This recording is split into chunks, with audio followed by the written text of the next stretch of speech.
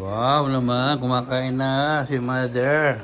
Mami, anong pakiramdam? Order ako. Ano? Order ako, Coke. Hindi ako wait. Vlogger ako. Sarap po nasin to. Vlogger po ako, hindi po ako waiter.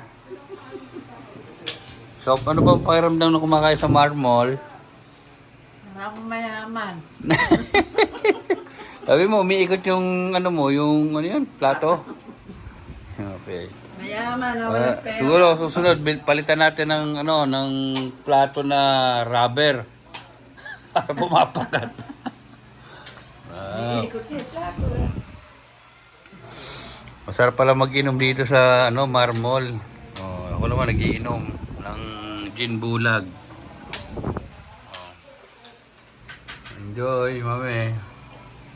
Sana may upload ko sa YouTube yan. Hindi na.